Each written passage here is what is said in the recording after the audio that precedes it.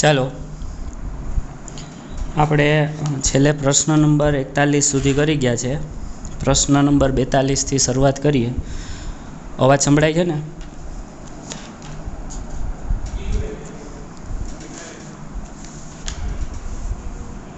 આવે છે અવાજ? હેલો. હા સર. ઓકે, ચાલો તો સ્ટાર્ટ કરીએ. ઓકે, માઇક બંધ રાખજો હવે. પ્રશ્ન 42. બિંદુઓ એ અને બી એના યામાક્ષો છે 2, 5 અને બીના યામાક્ષો છે 9 અને 19 ને જોડતા રેખાખંડનું 4:3 ગુણોત્તરમાં વિભાજન કરતા બિંદુના યામ શોધો. એટલે આપણે જે માહિતી આપેલી છે એને આપણે આકૃતિ સ્વરૂપે રજૂઆત કરેલી છે. અહીંયા એ નામ, બી નામ અને એનું વિભાજન કરતું બિંદુ ધારી લીધું છે P(x, y) અને જે એના ગુણોત્તર છે M1 4 આપી દીધું અને M2 3 આપી દીધું. હવે સરળતા ખાતર અહીંયા નામ આપી દઈએ x1 y1 અને અહીંયા નામ આપીએ x2 y2. શરૂઆત શું કરીએ તો કે ધારો કે P(x, y) એ રેખાખંડ AB નું 4:3 ગુણોત્તરમાં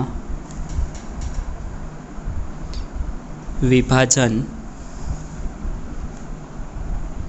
કરે છે. ચાલો આપણે x અને y એના યામાક્ષો શોધવાના છે. એટલે શરૂઆત કરીએ. સૌથી પહેલાં xનું સૂત્ર મૂકીએ તો x બરાબર, સૂત્ર લખવાની પદ્ધતિ તો કે M1 પ્લસ M2 છેદમાં M1 પ્લસ M2. xનું સૂત્ર છે તો અહીં શું મૂકી દે? 1 હોય તો ત્યાં આગળ 2 અને 2 હોય ત્યાં આગળ 1.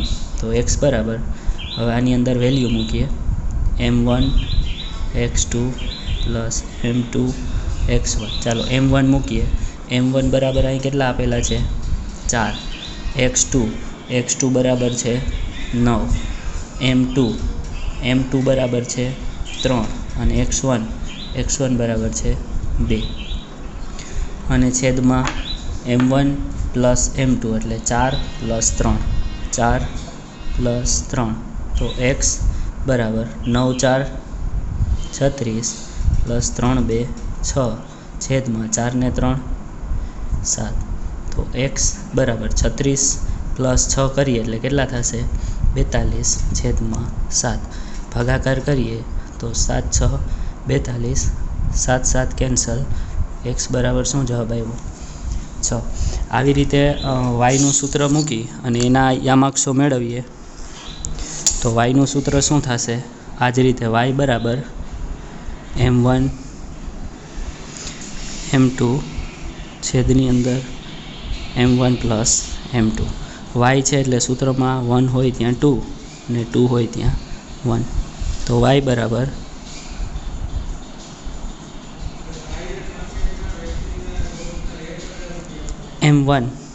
M1 બરાબર 4 છે. y2 બરાબર શું છે તો કે y2 બરાબર 19 છે. M2 બરાબર 3 અને y1 બરાબર કેટલા છે? અહીંયા 5 છે. M1 પ્લસ M2 એટલે કે 4 પ્લસ 3. તો y બરાબર 19 4 કરવા પડશે. 19 4 આ બંનેનો ગુણાકાર. 19 4 76 પ્લસ 3 5 15. માઇક બંધ રાખજો. માઇક બંધ રાખજો. 4 પ્લસ 3 એટલે કેટલા થશે? 7. તો 76 પ્લસ 15 કરીએ. 76 પ્લસ 15 થશે 6 ને 5 એટલે 91 અને છેદની અંદર 7. તો શું આવશે ભાગ? 13 7 91, 7 7 કેન્સલ. y બરાબર 13. છેલ્લે લખીએ તેથી 4:3 ગુણોત્તરમાં વિભાજન કરતા બિંદુના યામ P(x, y) હતો. xની જગ્યાએ 6 આવ્યું અને yની જગ્યાએ 13 છે. ચાલો કમ્પ્લીટ. સ્ક્રીનશોટ લઈ લેજો, પછી આગળ વધીએ પ્રશ્ન નંબર 43માં.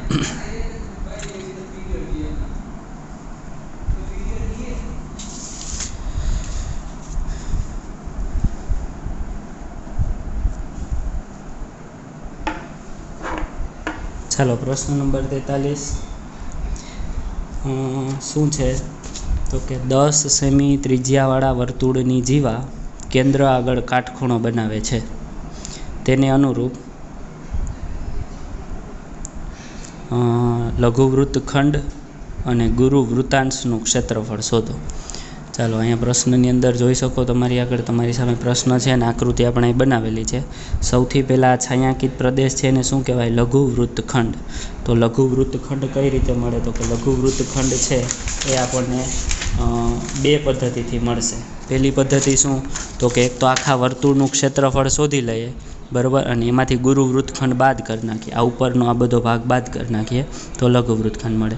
અને બીજું શું? તો કે અહીંયાથી ફોકસ કરીએ તો આ જે ભાગ છે એને શું કહેવાય? લઘુ વૃત્તાંશ. લઘુ વૃત્તાંશમાંથી આ જે ત્રિકોણ છે એ માઇનસ કરી નાખીએ એટલે લઘુ વૃત્તખંડ મળે. એટલે અહીંયા આગળ આપણે જુઓ તો સૌથી પહેલાં આપણે લઘુ વૃત્તખંડ શોધવું હોય તો શું કરવું પડે? બે કામ આપણે કરવા પડશે. પહેલું કામ તો કે સૌથી પહેલાં આખે આખો પોર્શન શોધી લ્યો, આખે આખો ભાગ, અહીંયાથી આ આખે આખો ભાગ, તો એને શું કહેવાય? લઘુ વૃત્તાંશનું ક્ષેત્રફળ માઇનસ. જો આ છાંયાંકિત પ્રદેશ નીચેનો શોધવાનું છે. માઇનસ શું કરીએ? તો કે આ ત્રિકોણ છે એ માઇનસ કરી નાખીએ. એટલે માઇનસ શું લખીએ આપણે? સંગત ત્રિકોણનું ક્ષેત્રફળ. સૌથી પહેલાં આપણે આ બે દાખલા ગણવા પડશે. એ બે દાખલા ગણીને પછી એ બેનની બાદબાકી કરી નાખીએ એટલે આપણો અહીંયા જે પહેલો ટોપિક છે લઘુ વૃત્તખંડ એ કમ્પ્લીટ થશે. ચાલો આગળ જઈએ. તો લઘુ વૃત્તખંડનું ક્ષેત્રફળ સંગત ત્રિકોણનું ક્ષેત્રફળ બે શોધવાના છે. સ્ટાર્ટ અહીંયાથી કરીએ લઘુ વૃત્તખંડના ક્ષેત્રફળથી. લખીએ અહીંયા સૌથી પહેલાં આપણો દાખલો સ્ટાર્ટ કરીએ. લઘુ વૃત્તખંડનું ક્ષેત્રફળ, લઘુ વૃત્તાંશનું ક્ષેત્રફળ, બરાબર. ચાલો, સૂત્ર શું છે લઘુ વૃત્તાંશના ક્ષેત્રફળનું? બોલો જો. થીટાના છેદમાં 360 ગુણ્યા પાઈ આર સ્ક્વેર. થીટા છેદમાં 360 ગુણ્યા પાઈ આર સ્ક્વેર. થીટા કેટલો છે અહીંયા? તો કે થીટા આપેલો નથી પણ એક વસ્તુ કીધેલી છે. હા, અહીંયા કેન્દ્ર આગળ કાટખૂણો આંતરે છે. કાટખૂણો એટલે કેટલાનો ખૂણો થાય? 90. તો 90 છેદમાં 360. પાઈની વેલ્યુ કેટલી લેવાની છે? અહીં જુઓ 3.14 એટલે કે 314 છેદમાં 100 આર સ્ક્વેર. એટલે આર બે વખત લખવાનું. આર અહીં કેટલા છે? 10, પરંતુ 10 કેટલી વાર લખવાનું? બે વાર. 10 10 100 કેન્સલ, 0 0 કેન્સલ. અહીંયા આગળ સાદુરૂપ આપીએ તો 9 4 36, 9 9 કેન્સલ.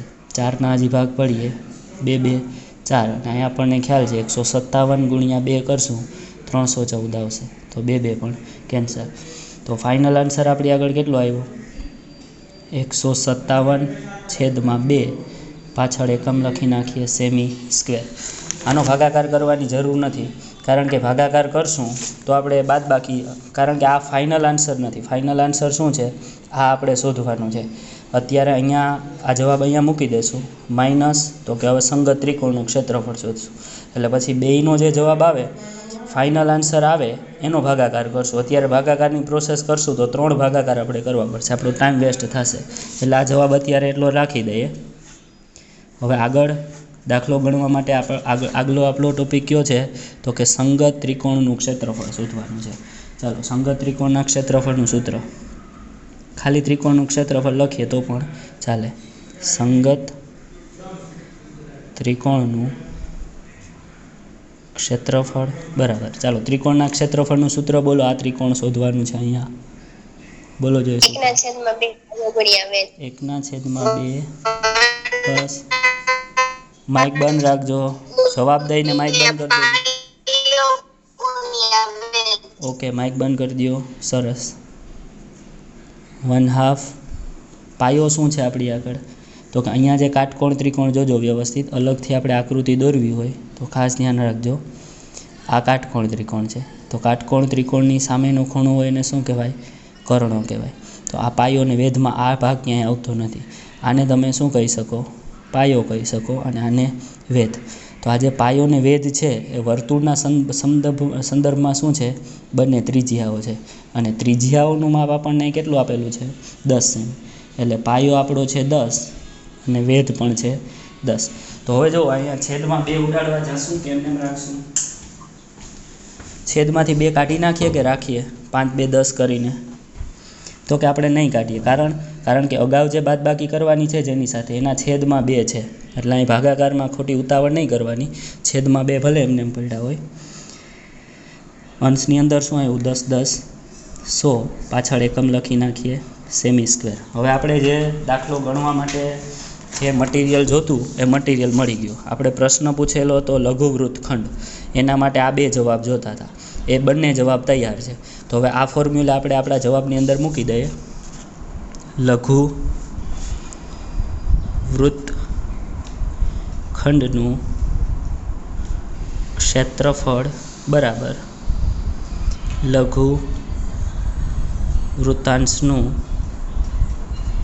ક્ષેત્રફળ માઇનસ સંગત ત્રિકોણનું ક્ષેત્રફળ. ચાલો, લઘુ વૃત્તાંશના ક્ષેત્રફળનો જવાબ શું આવ્યો? અહીંયા આપણી આગળ છે લઘુ વૃત્તાંશનું ક્ષેત્રફળ કેટલું છે? 157/2 માઇનસ સંગત ત્રિકોણનું ક્ષેત્રફળ. એનો જવાબ અહીંયા પડ્યો છે. આ જવાબ શું છે? તો કે 100/2. બંનેની બાદબાકી કરીએ તો 157 - 100/2 લસા કોમન એટલે 157/100 કરીએ એટલે જવાબ શું આવે? 57/2. બસ હવે આપણે આ એક ભાગાકાર કરવાનું રહ્યો. 57/2 કરી નાખીએ એટલે આપણો જવાબ કમ્પ્લીટ. ચાલો 57/2 કરો જોઈએ કેટલો આવે? 28.5. ચાલો એક જવાબ આવ્યો છે 28.5. ફાઇનલ આન્સર આપણો આનો ભાગાકાર કરતા આવશે 28.5 અને પાછળ એકમ ક્ષેત્રફળ છે એટલે શું લખાય? Semi square. ચાલો, પ્રશ્નની અંદર 2 માહિતી આપણને પૂછેલી હતી. પહેલું હતું લઘુ વૃત્તખંડ અને બીજું શું છે? ગુરુ વૃત્તાંશ. તો લઘુ વૃત્તખંડ તો આપણને મળી ગયું. હવે શું શોધવાનું છે? તો કે ગુરુ વૃત્તાંશ શોધવાનું છે. ગુરુ વૃત્તાંશ એટલે શું? તો કે અહીંયાથી આ ભાગ જોઈ લ્યો. આ બધો ભાગ અહીંયાથી આપણને શોધવાનો છે. જો આ બધો ભાગ, આને કહેવાય ગુરુ વૃત્તાંશ. તો ગુરુ વૃત્તાંશ પણ 2 રીતે મળી શકે. એક તો એનું પોતાનું સૂત્ર છે ગુરુ વૃત્તાંશનું, અને બીજું શું? તો કે આખું વર્તુળ આ શોધી લ્યો, આખા વર્તુળનું ક્ષેત્રફળ, અને એમાંથી આ ભાગ માઇનસ કરી નાખો, આ ભાગ લઘુ વૃત્તાંશ, એટલે આપણને મળી જાય. આપણે સીધું સૂત્ર મૂકી ટ્રાય કરીએ છીએ, કારણ કે ઓલી મેથડથી તો ઘણીવાર આપણે એક્ઝામ્પલ જોઈ ગયા છે. ડાયરેક્ટ સૂત્ર મૂકીએ જોઈએ શું થાય. સૂત્ર છે ગુરુ વૃત્તાંશનું ક્ષેત્રફળ. તમારી સામે જુઓ અહીંયા લઘુ વૃત્તાંશના ક્ષેત્રફળનું સૂત્ર પડેલું છે, દેખાય? એના જેવું જ આ સૂત્ર છે, પરંતુ અંશમાં શું કરવાનું? તો કે 360 - θ, બાકી બધું સેમ. છેદમાં 360 અને πr². થીટા એટલે કેટલા છે? 360 - θ એટલે આપણા છે 90/360. પાય એટલે તો કે 3.14 લેવાના એટલે 314/100, અને r એટલે 10, ત્રિજ્યા 10 છે. 10 10 100. 360 - 90 કરો, અહીંયા ખાલી 314 પડ્યા છે, છેદમાં 360 પડ્યા છે. 360 - 90 કરો તો કેટલા આવશે? 270 આવશે. 0 0 કેન્સલ. 9 3 27 છેદમાં 9 4 36. 9 9 કેન્સલ. હજી છેદમાંથી 2 કેન્સલ કરવા હોય તો 157 × 2 એટલે 314, અને 4 છે ત્યાં 2 2 4 એટલે 2 2 પણ કેન્સલ. તો અંશની અંદર હવે શું વધ્યું? 157. બીજું તો કે હાલો 157 લખી નાખ્યા. બીજું શું વધ્યું? 3 વધ્યું, અને છેદમાં 2. આ બંનેનો ગુણાકાર કરીએ. 157 × 3 એટલે કેટલા થાય? 471 છેદમાં 2. ચાલો આ બંનેનો ભાગાકાર કરી નાખીએ એટલે આપણો પ્રશ્ન સોલ્વ. 471/2 કરવાના છે એટલે આન્સર આવશે પાંચ. Very good. સેમી સ્ક્વેર, ખાસ એકમ ભૂલવાનો નહીં. ચાલો સ્ક્રીનશોટ લેવો હોય તો લઈ લેજો બંનેના. આ પહેલો તમારો લઘુ વૃત્તખંડનો જવાબ છે, તમારી સામે છે એ, અને આ જે છે એ ગુરુ વૃત્તાંશનું ક્ષેત્રફળ છે. ઓકે, નેક્સ્ટ પ્રશ્નની અંદર જાય. પ્રશ્ન નંબર 44. આને થોડો ટ્વિસ્ટેડ છે એટલે આઈએમપી કરજો, પરીક્ષાની દ્રષ્ટિએ પૂછાઈ શકે. ચાલો રકમ વાંચી જાઓ. તમારી આગળ અસાઇનમેન્ટ છે એની અંદર રકમ છે. બે સમકેન્દ્રીય વર્તુળોના ક્ષેત્રફળોનો તફાવત 770 સેમી સ્ક્વેર છે તથા તેમની ત્રિજ્યાઓનો તફાવત 7 સેમી હોય તો બંને વર્તુળોની ત્રિજ્યા શોધો. ચાલો સૌથી પહેલાં તો આની અંદર શોધવાનું શું છે તો કે અહીંયા ખાસ જોજો, છેલ્લેથી સ્ટાર્ટ કરીએ આપણે. પૂછ્યું શું એ નક્કી કરી લઈએ. બંને વર્તુળની ત્રિજ્યા શોધો. એક તો આપણે આ ભાગ શોધવાનો છે અને એક આ ભાગ શોધવાનો છે. રેડી? તો બંને માટે ધારી લઈએ. ધારો કે બે સમકેન્દ્રીય વર્તુળો પૈકી બે સમકેન્દ્રીય વર્તુળો પૈકી મોટા વર્તુળની ત્રિજ્યા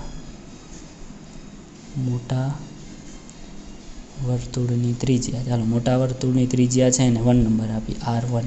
ખાસ અહીં જોજો, મોટા વર્તુળની ત્રિજ્યાને R1 થયું અને નાના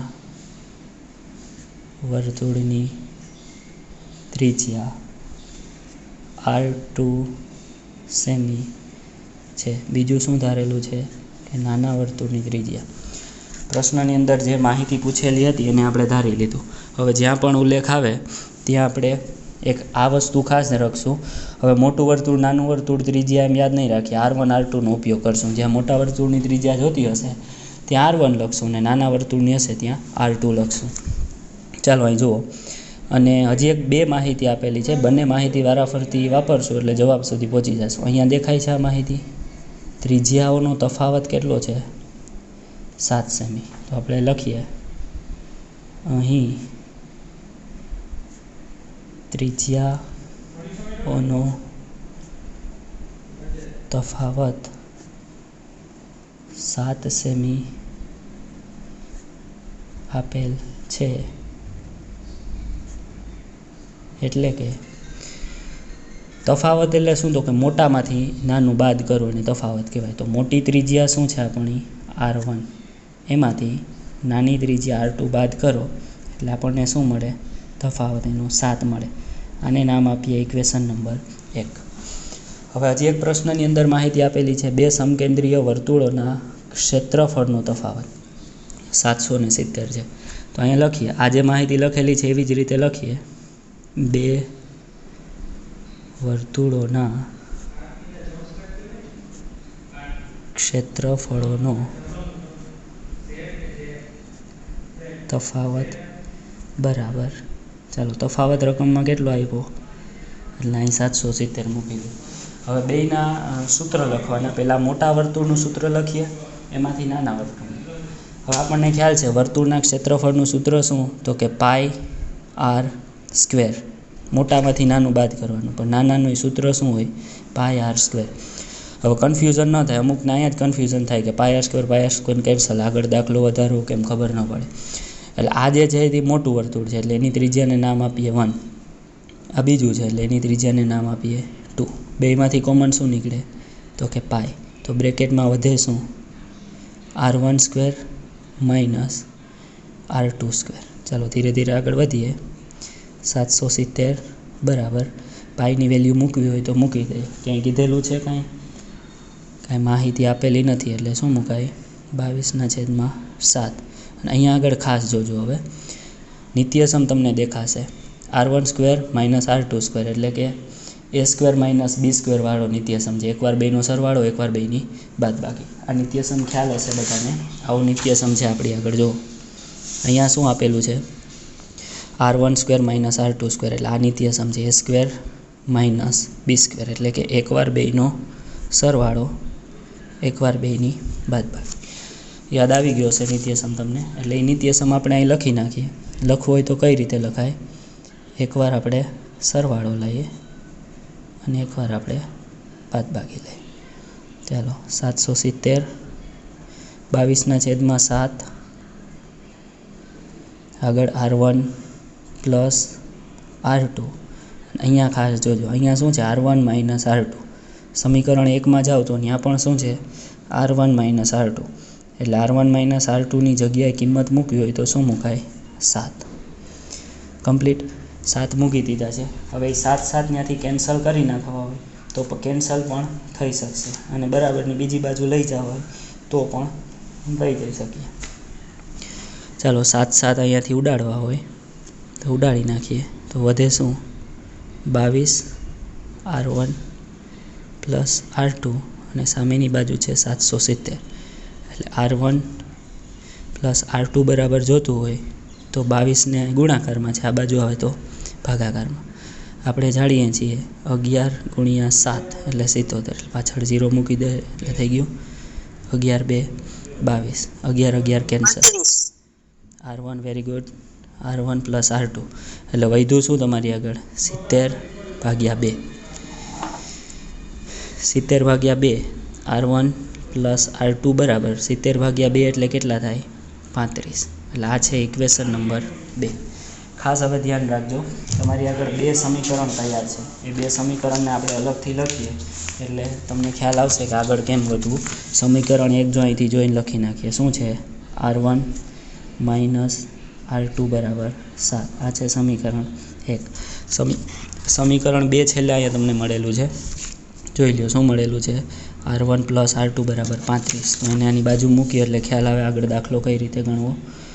r1 શું છે? r1 plus r2 plus r2 બરાબર 35. આ છે સમીકરણ નંબર 2.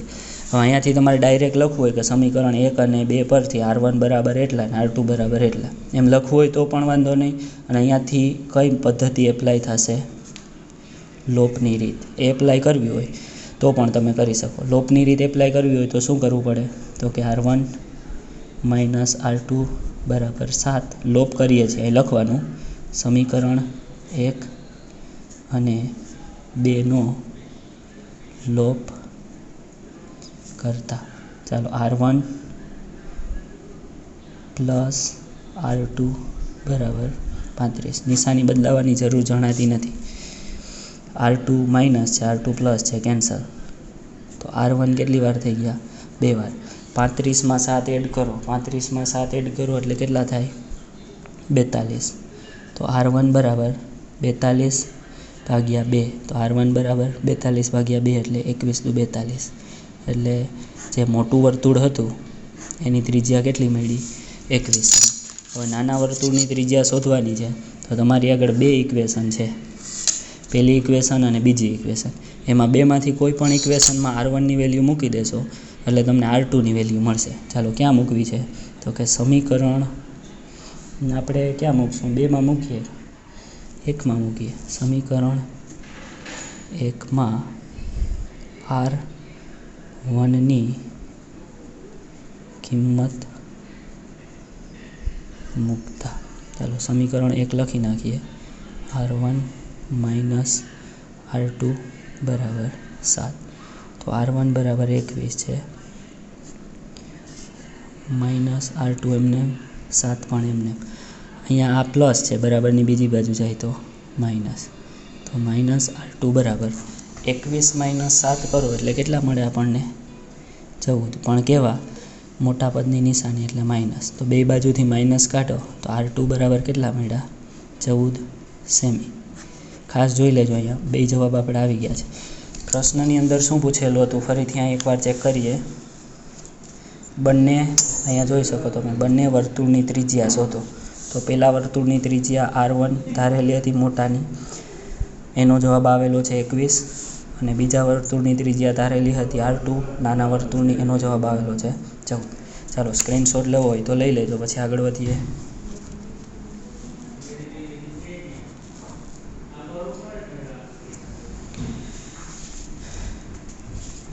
આ પ્રશ્ન પર એની અંદર એડ કરી દેજો.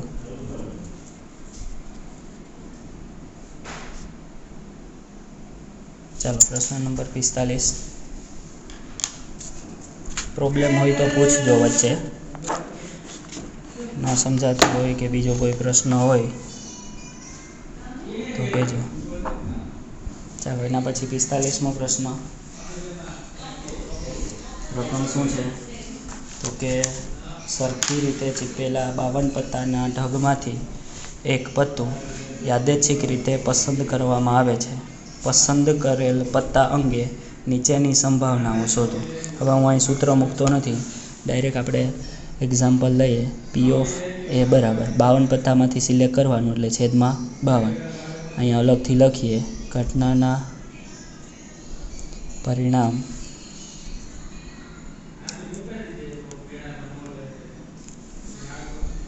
બરાબર શું છે, ઘટના શું છે તો કે રાજા હોય અથવા રાણી. અથવા એટલે પ્લસ કરવાનું છે, ખાસ સમજવાનું.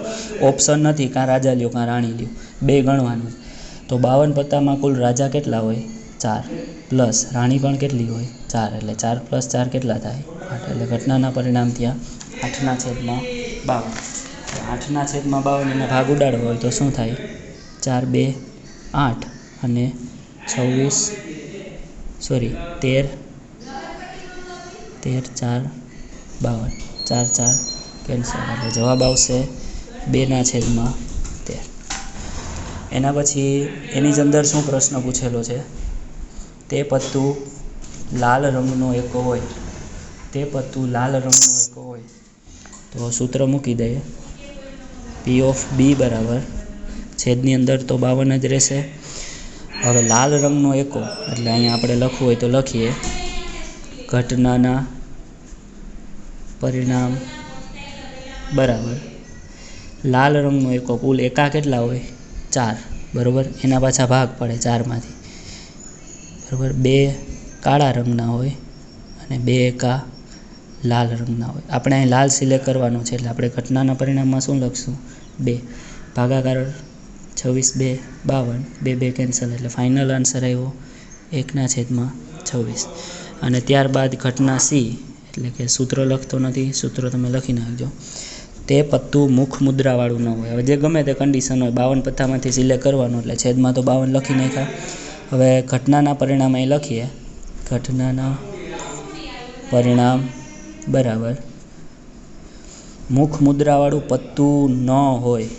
કુલ પત્તામાંથી મુખ મુદ્રાવાળા બાદ કરી દો એટલે આપણે કન્ડિશન મળી જાય. કુલ પત્તા કેટલા હોય 52, એમાંથી મુખ મુદ્રાવાળા એટલે કે ફેસ કાર્ડ કેટલા હોય આપણે જાણીએ છીએ. મુખ મુદ્રાવાળા પત્તા આપણી આગળ કેટલા છે આપણે જોવું હોય તો એક તો શરૂઆત કરીએ 12 બરાબર છે.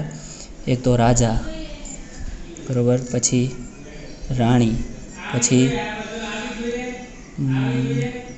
ગુલામ, અને બીજું શું બાકી રહ્યું બાદશાહ બાકી.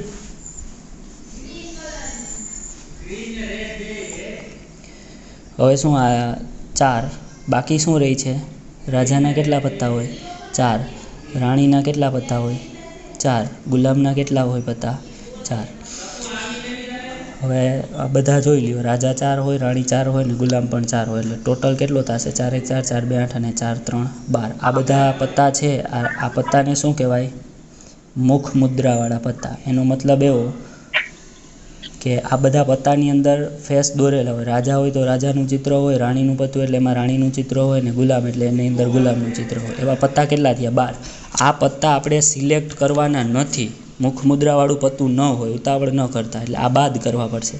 એટલે 52 - 12 બાદ કરો અને જે વધે એને આપણે ઘટનાના પરિણામમાં લેવાનું છે. 52 - 12 કરીએ તો શું થાય, કેટલા આવશે 40. 40 લખી રાખીએ અને અહીં 40 મૂકી દઈએ તો 40/52 ભાગાકાર કરીએ તો શું થાય 13 4 52 અને 10 4 40, 4 4 કેન્સલ, એટલે જવાબ આવ્યો 10/13 બરાબર. આ તમારો પહેલો આન્સર, પછી આ તમારો બીજો આન્સર અને આ તમારો ત્રીજો આન્સર. ચાલો કમ્પ્લીટ. જોઈ લેજો 3 સ્ક્રીનશોટ લેવો હોય તો લઈ લેજો. હવે પછી એના પછી આપણે જોઈએ